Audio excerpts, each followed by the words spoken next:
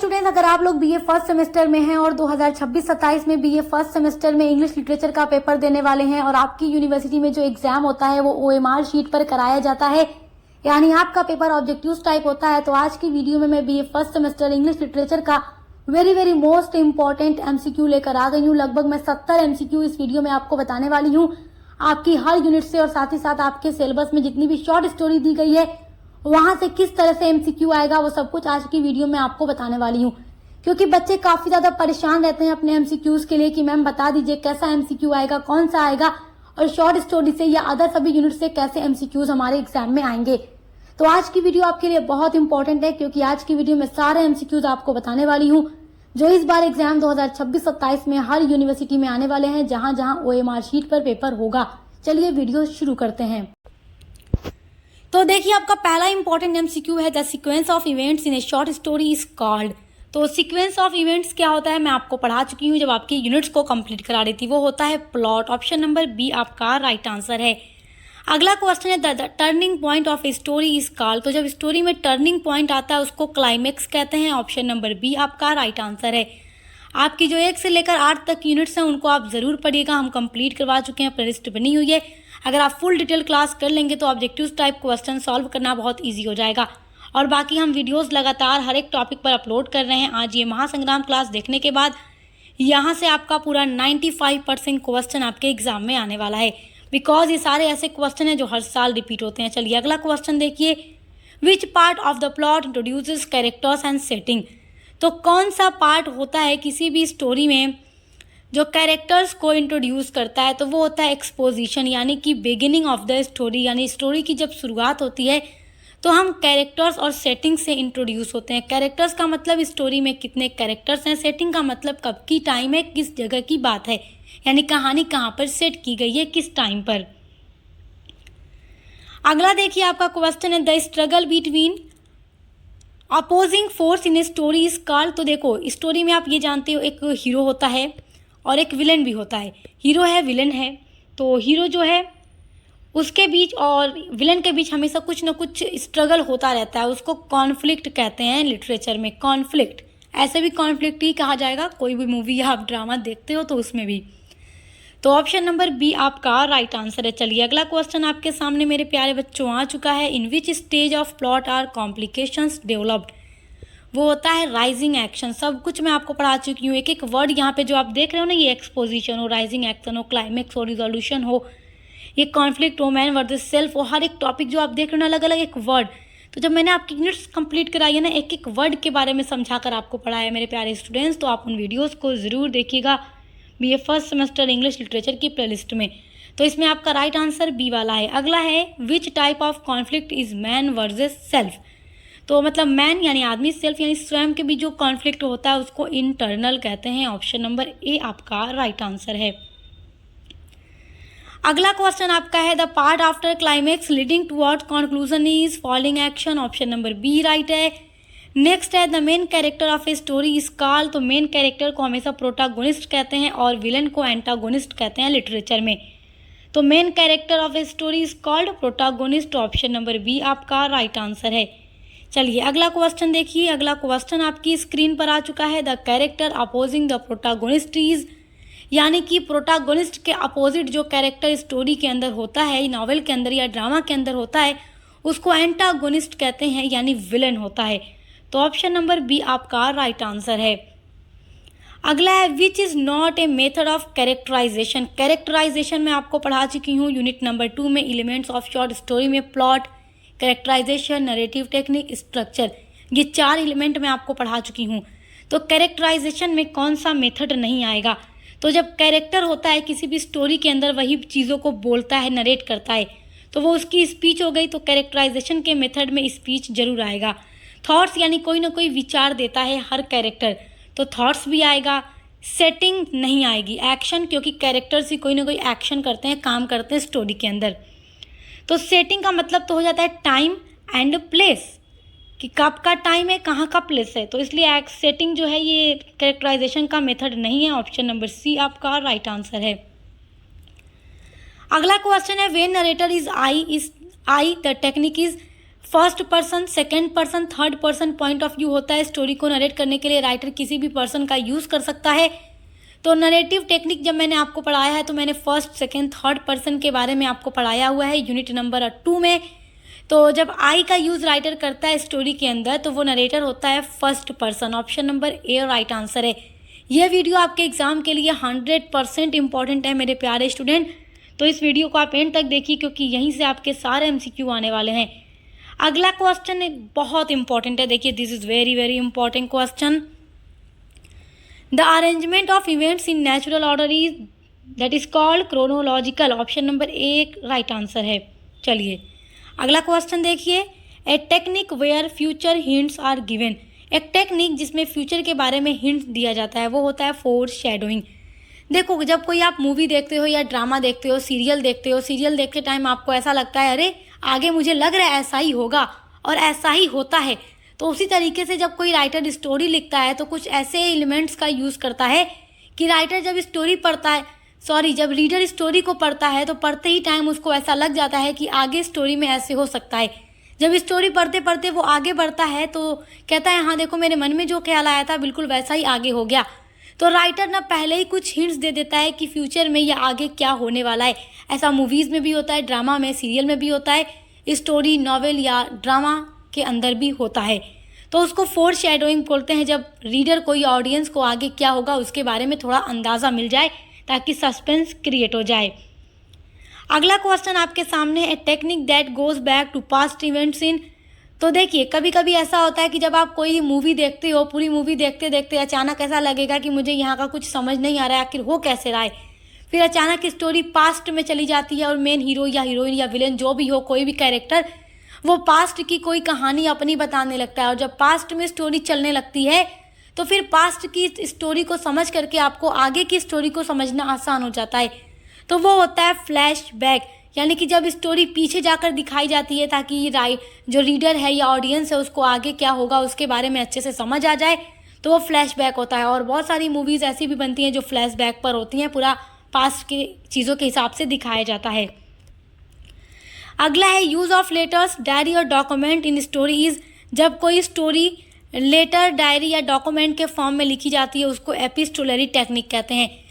Epistolary technique का मतलब होता है कि कोई भी स्टोरी या ड्रामा या नॉवेल लेटर की फॉर्म में लिखा गया हो। तो ऑप्शन नंबर ए आपका राइट आंसर है। नेक्स्ट आपका इंपॉर्टेंट क्वेश्चन है, the setting of A short story includes. तो स्टोरी या देखिए यहाँ पर जब भी स्टोरी की बात आए ना, स्टोरी की बात, तो आप ये समझिएगा नॉवेल या फिर ड्रामा ये सब की बात हो रही है। तो इन सभी में जब सेटिंग की बात आती है तो उसमें टाइम एंड प्लेस होता है। ये मैं आपको समझा चुकी हूँ बहुत अच्छे से, आप अच्छे से पढ़ चुके हैं यूनिट नंबर 3 में। The unity of time place action in short story is. तो unity of time place action का मतलब होता है 3 यूनिटीज़, और 3 यूनिटीज़ के बारे में डिफाइन किया है अरिस्टोटल ने। तो अरिस्टोटल ने unity of time place and action के बारे में बताया है जिसको 3 यूनिटीज़ कहते हैं। इस पर मैं वीडियो बना चुकी हूँ, आप हमारे चैनल पर सर्च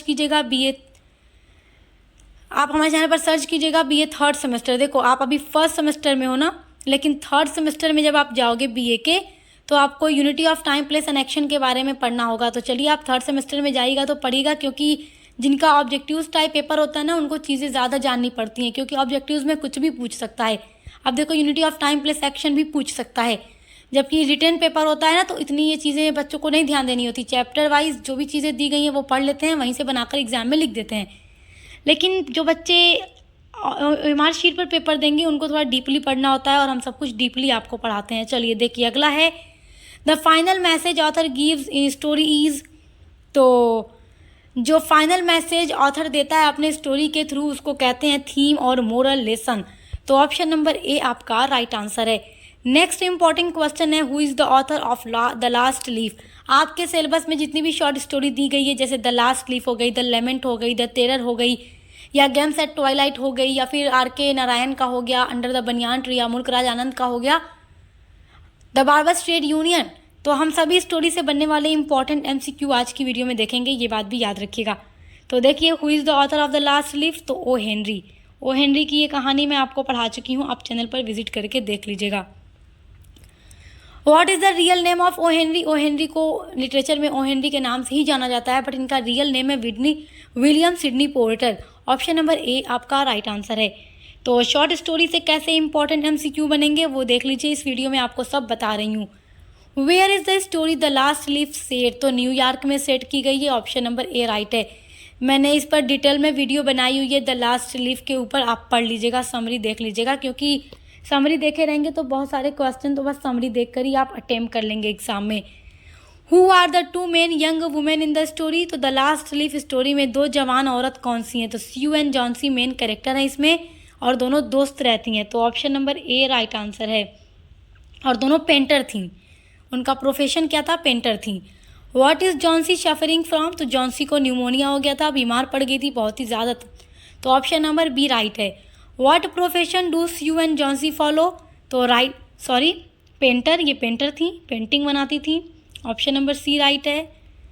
फटाफट से इंपॉर्टेंट क्वेश्चन को देखकर आगे बढ़ेंगे ताकि जल्दी ही हम सारे क्वेश्चंस को कवर कर लें।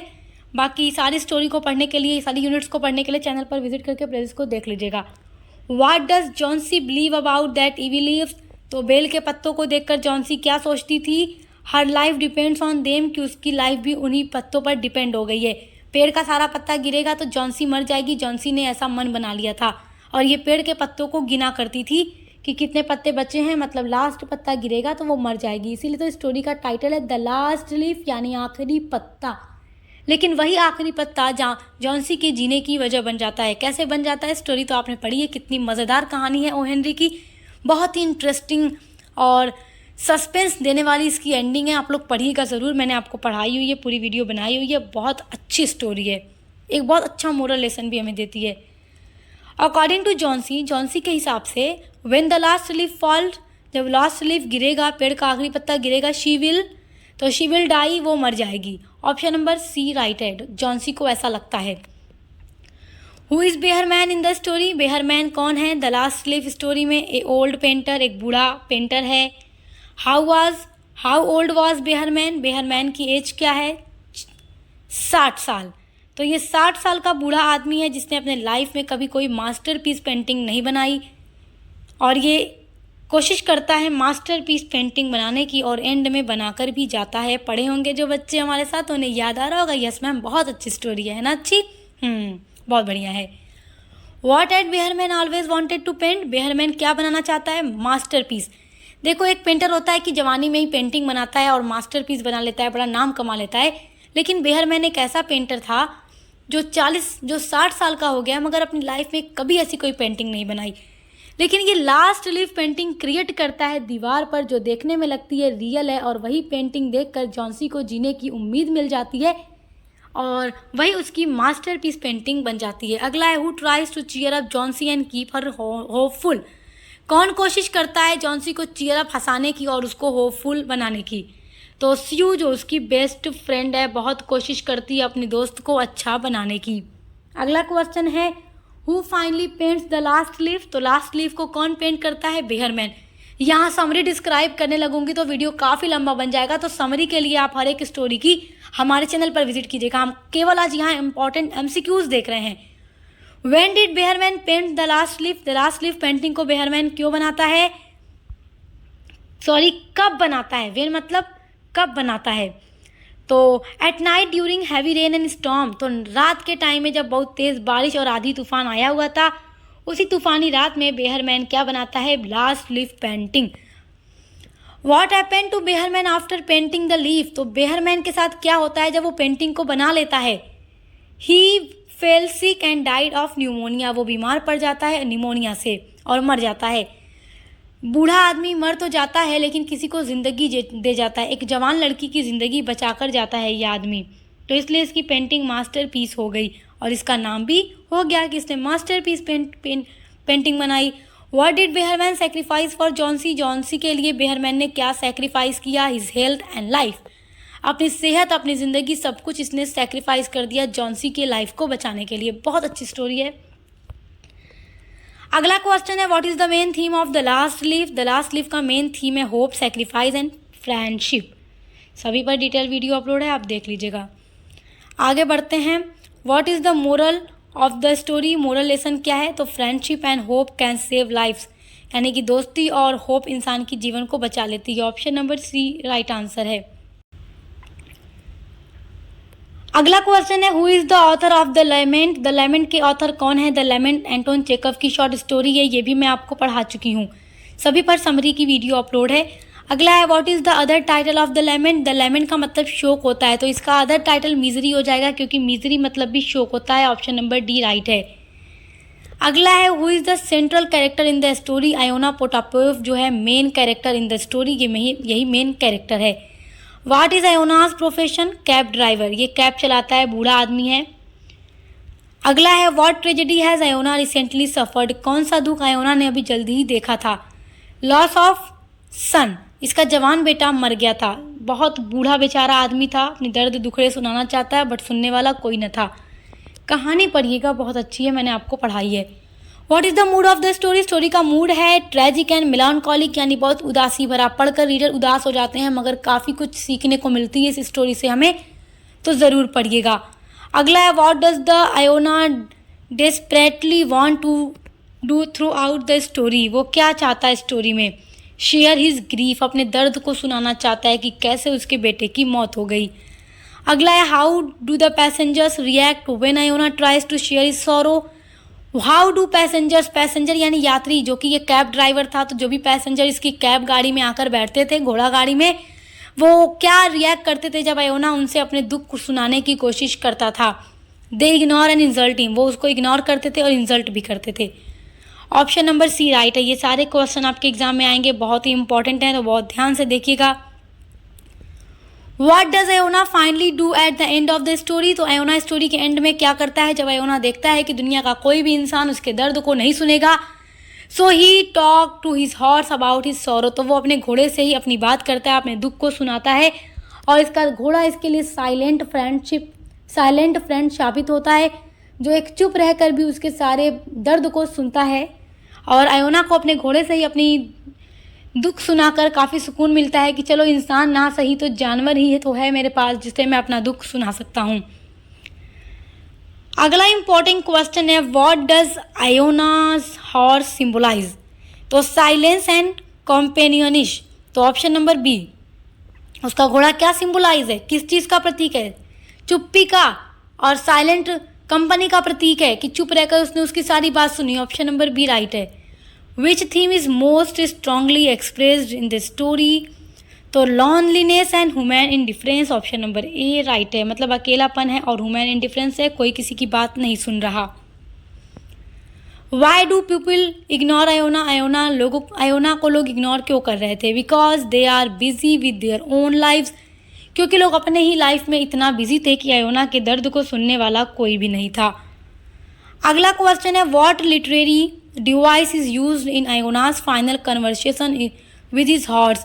जब आयोना अपने घोड़े से ही अपनी सारी बात शेयर करता है तो वहाँ पर कौन सा डिवाइस राइटर ने यूज़ किया है? तो पर्सोनिफिकेशन को यूज़ किया गया है।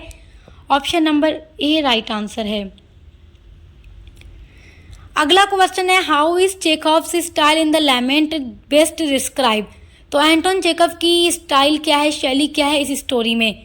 तो सिंपल है, रियलिस्टिक है और फुल ऑफ पैथोस है, मतलब बहुत ही आसान सी भाषा है, लेकिन सच्चाई को दिखाया गया है सोसाइटी की, कि कैसे एक बूढ़ा गरीब आदमी जो अपने दर्द को सुनाना चाहता है, लेकिन भीड़ बड़ी दुनिया में भी कोई ऐसा नहीं है जो उसके दर्द को सुन सके। तो ये पूरी स्टोरी फुल ऑफ पैथोस, यानी कि पैथोस से भरी हुई है। प्यारे बच्चों, अगर आपको क्वेश्चन समझ नहीं आ रहे हैं कि क्या हैं, तो आप समरी ज़रूर देखिएगा। समरी देख लेंगे आप लोग तो ये सारे क्वेश्चन आपको समझ में आ जाएंगे। चलिए अगला है, who is the author of the story the terror? The terror story भी मैं आपको पढ़ा चुकी हूँ। इसके राइटर हैं गाई डे मॉपासां, जो कि एक फ्रेंच राइटर थे। अगला क्वेश्चन है, what is the central theme of the terror? Central theme क्या है द टेरर का? तो superstition and fear of unknown, इसमें आदमी को डर लग रहा था ना अपने अकेलेपन से, वही इसका थीम है। In which language was the terror originally written? The terror story को ओरिजिनल लैंग्वेज, कौन सी ओरिजिनल लैंग्वेज में लिखा गया है, मतलब कि द टेरर की ओरिजिनल लैंग्वेज क्या है? तो गाई डे मॉपासां एक फ्रेंच राइटर थे, तो इन्होंने फ्रेंच लैंग्वेज में ही इस स्टोरी को लिखा है। बाद में इसको इंग्लिश में ट्रांसलेट करके इसका टाइटल द टेरर रखा गया। अगला क्वेश्चन है who is the main character of the story. तो मेन कैरेक्टर है द स्टोरी टेलर। चलिए, where does the story take place. तो ये स्टोरी टेक प्लेस यानी कि किस जगह पर रखी गई है, तो एक गांव की कहानी है। अगला है what does the story teller usually do under the banyan tree. तो अंडर द बनियान ट्री के बारे में देखिए, under the banyan tree R K Narayan की स्टोरी है, ये भी मैं पढ़ा चुकी हूँ। वहाँ से बनने वाले इंपॉर्टेंट क्वेश्चन को देखिए। What does the story Taylor क्या करता था, usually to under the banyan tree. तो बनियान ट्री में लिसन टू स्टोरीज, वो कहानियों को सुनाता था। और ये कहाँ की कहानी है, तो गांव की, अभी आप देख चुके हैं। मेन कैरेक्टर कौन है, इसमें नाम भी है, जो कि स्टोरी टेलर है। Which feature of the village, गांव का कौन सा feature is prominently described in the story. तो इस गांव का कौन सी बात ऐसी है जो इस कहानी में बहुत अच्छे से राइटर ने आर के नारायण में बताई है। तो द बनियान ट्री, क्योंकि बनियान ट्री ही वो पेड़ है जिसके नीचे नाम भी बैठ करके पूरे गांव के लोगों को कहानी सुनाता था। तो इसीलिए इसी के नाम पर टाइटल भी है under the banyan tree. How is village life portrait in the story. तो विलेज लाइफ को आर के नारायण ने कैसे पोर्ट्रेट किया है, कैसे दिखाया है इस स्टोरी में। तो peaceful and simple, are K Narayan ने इसमें दिखाया है कि गांव का जीवन कितना सिंपल, कितना सुकून भरा, शांति भरा होता है। Option number B right answer है। अगला देखिए, अगला क्वेश्चन आपका है the story reflects are K Narayan interest in. तो Indian rural life and traditions, इसमें इंडियन रूरल लाइफ को दिखाया गया, ट्रेडिशंस को दिखाया गया। अगला क्वेश्चन है who is the main character of the story. अब ये क्वेश्चन आपका बन रहा है सारा MCQ question. Games at Twilight से जो अनीता देसाई की शॉर्ट स्टोरी है। तो ये स्टोरी भी मैं आपको पढ़ा चुकी हूँ। इसमें मेन कैरेक्टर रवि है, छोटे बच्चों की कहानी है जो शाम में खेल रहे थे। Which game do the children play in the story, बच्चे कौन सा गेम खेलते हैं स्टोरी में। तो हाइड एंड सीक खेलते हैं, जिसमें रवि ऐसी जगह छुप जाता है कि उसे कोई ढूंढ ना पाए, और वाकई कोई नहीं ढूंढता और वो बहुत मायूस होता है। Why does Ravi hide alone, Ravi कहाँ छुपता है अकेला। He wants to be clear, वो अपने आप को बहुत ही चालाक बन रहा था। देखिए, इसमें ये कहानी दिखाई गई है कि बच्चे जब बचपन में छोटे होते हैं, कोई भी गेम खेलते हैं, तो वो यही चाहते हैं कि गेम के विनर वही हों। और क्या होता है इनके साथ, तो अब रवि खेल रहा है, रवि जितने बच्चे रवि के साथ खेल रहे हैं, रवि सोच रहा है मैं सबसे इंटेलिजेंट हूँ, मैं ऐसी जगह हाइड एंड सीक खेलने में छुप जाऊँगा, मुझे कोई नहीं ढूंढ पाएगा। तो रवि जाकर एक शेड में छुप जाता है। काफ़ी गंदी जगह थी और काफ़ी अंधेरा भी था, और घंटों तक ये छुपा रहा और बड़ा खुश हो रहा था कि चलो मुझे कोई ढूंढ नहीं पाएगा। जब कई घंटे छुपे छुपे गुजर जाते हैं तो ये सोचता है कि सब मुझे ढूंढने में परेशान होंगे, वाओ आज तो मैं विनर हो जाऊंगा इस गेम में। लेकिन फिर इसे डर लगने लगा था, और कई घंटे बाद जब ये शेड से बाहर निकलता है, सारे बच्चे तो खेल कर थक चुके थे, लेकिन जब ये बाहर निकलता है तो देखता है कि कोई भी इसे ढूंढ नहीं रहा था, जबकि सारे बच्चे दूसरे गेम को खेलने में अब बिजी हो चुके थे। तो रवि को क्या लग रहा था कि ये छुपा है तो हर बच्चे इसे ढूंढने में परेशान होंगे और कहेंगे यार रवि तुम तो कहाँ छुप गए, हम ढूंढ ही नहीं पाए, तुम तो बड़े चालाक इंटेलिजेंट हो, विनर हो गए। लेकिन सच में बच्चे इसे ढूंढना भूल गए कि अब चलो रवि पता नहीं कहाँ गया, हम नहीं ढूंढ पाए तो क्या हुआ, छोड़ देते, चलो हम दूसरा गेम खेलते हैं। बच्चे दूसरा गेम खेलने लगे, और जब रवि बाहर निकलता है देखता है कोई भी इसे नहीं ढूंढ रहा है, तो ये काफ़ी उदास होता है और अपने पेट के बल वो क्या करता है, घास पर लेटकर उदासी के साथ चुपचाप लेट जाता है। अगला है how long does Ravi stay hidden. तो ए लॉन्ग टाइम यानी बहुत देर तक ये छुपा था शेड में। What emotion dominates Ravi while hiding, Ravi छुप कर क्या सोच रहा था। फियर एंड लॉनलीनेस, क्योंकि उसे अब अकेलापन और डर लगने लगा था, कई घंटे हो गए थे, कोई उसे ढूंढते ढूंढते वहाँ नहीं पहुँचा। The story highlights which stage of life, ये स्टोरी किस स्टेज को दिखाती है जीवन की, तो चाइल्डहुड यानी बचपन को। How does Ravi feel when he is finally found, Ravi जब बाहर निकलता है तो वो क्या सोचता है। एम्बेरेस्ड एंड इग्नोर्ड, यानी उसको लगता है कि सब उसे भूल गए, सबने उसे नज़रअंदाज कर दिया। अगला क्वेश्चन है what is the central theme of the story, central theme क्या है गेम्स एट ट्विलाइट का, तो childhood, loneliness and insignificance, option number B right है। तो आज की वीडियो में मैंने आपको लगभग 70 इंपॉर्टेंट एमसीक्यू बताए हैं जो आपके एग्जाम के लिए वेरी वेरी इंपॉर्टेंट है, तो आप इनको अच्छे से तैयार कर लीजिएगा। और इसी तरीके से आगे की जितनी भी यूनिट्स हैं हम उन पर इंपॉर्टेंट एमसीक्यूज की वीडियोस अपलोड कर रहे हैं। तो हम मिलते हैं अगली वीडियो के साथ।